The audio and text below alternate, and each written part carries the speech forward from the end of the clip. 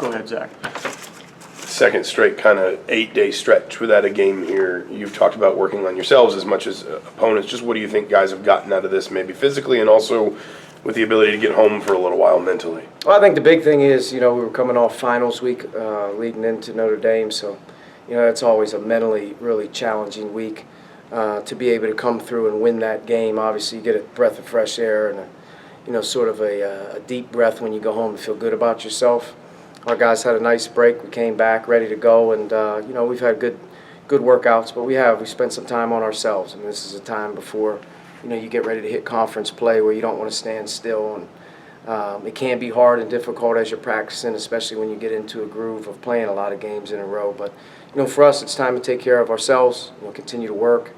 And we got a really good opponent, to play here on Sunday night to finish up non-conference. It's a great test and lead into what should be, a very difficult stretch in the Big Ten. As you get ready for Arkansas, I mean, what's the balance between kind of reminding these guys of what they know from last year and maybe trying to break them of what's, of being too comfortable with what they know, given that it's a different staff? I mean, there's no comfortable about anything. I mean, they're a really good team.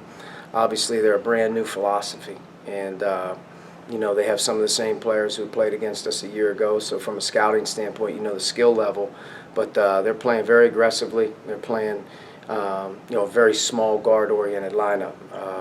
And Mason Jones, in particular, is just a matchup nightmare with, Jimmy Witt and Isaiah Joe and Sills, and they're complementary guys in the backcourt, that it's very difficult to pick and choose who you match up with and what you're doing. They become very difficult to guard. They're prolific in transition. But their defense really stands out, for being a quick team, a very fast team. They use it to their advantage. You get in transition, they turn you over. They do a great job of really crowding the floor in terms of not being able to feed the post. A lot of teams are turning the ball over, throwing it inside.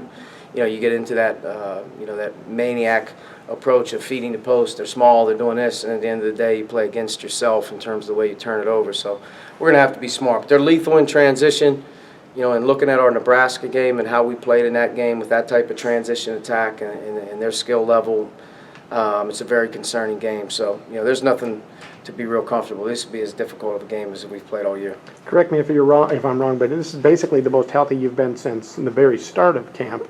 Correct? Is that? Yeah. I mean, I think all 11 scholarship players were available here of late, and all scholarship players have been available for practice here as we've finished up. So it's given us a chance to have the most depth that we've had. And with this downtime, have you seen guys just kind of mentally refreshed with practices being a little more crisp because they are healthy and now a little bit rested? Yeah, I think so. I mean, you're not as beat up and your practices aren't as long right now.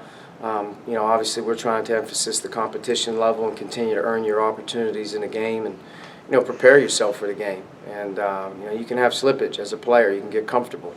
And I think teams that have great, competition every day, that value their work, put pressure on each other to be ready to go. And that prepares you for the game. So we're still trying to, become that team that values what we do every day.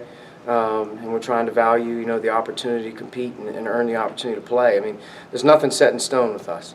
So, as we get ready to head into this game against Arkansas, like I said, we're going to need to find a way to maybe play smaller than we've played, and we're going to need to find a way to have, our other lineups that have played traditional to be effective. We have to be on their offense and defense. We have to be effective with what they're going to do because they're not going to change much based on their personnel. So, this is one of those games we're going to have to be really ready to play with different combinations of players. And, for the most part, I thought even in the Notre Dame game, when Notre Dame went small in the second half, put some pressure on us. Put some pressure on our defense to be better, especially in transition. So, there's a lot of concern, but I also think we have some adjustments we can make with our lineup. You talk about the unique challenge with their personnel. What do you, especially with freshman like Trace Jackson Davis not having faced something like this, what can he do to stay in the game sort of and keep things rolling? He's got a lot of pressure on him. I mean, he's had a lot of pressure on him to start the year to be a good player for us, and we count on him. But we're looking for Trace to take the next step. And part of the next step is really that attention to detail and coming ready to play against different types of styles and players. That are going to give him problems. And this is a game that, quite frankly, he's going to have to be able to answer the bell inside and out. And, we're going to have to find a way to maybe play four guards around him at times in this game to give him a chance, to play a little bit bigger. But, you know, we're going to have to play the most effective guys. And Trace is one of our most effective guys, and he's got to keep growing and getting better. And like I said, this is a huge step. Teams can really make a jump here early in January, finding a way to dig out and find out big wins. You know, in early January is a confidence boost. John? You talked about Mason Jones as a matchup nightmare. What makes him that? Well, he's a very, very crafty offensive player. He's got great range. He's got good size for a forward, and he can put the ball on the floor. But he also isn't a guy that needs to have it to be effective. He moves without the ball well. He runs in transition well. They use him very effectively off the ball in space. He can also rebound the ball and go.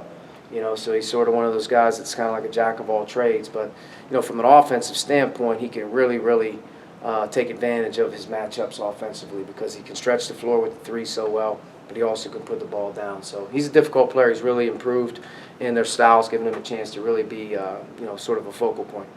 All right, Coach, thanks. All right, thank you. Thanks a lot. We'll see you guys.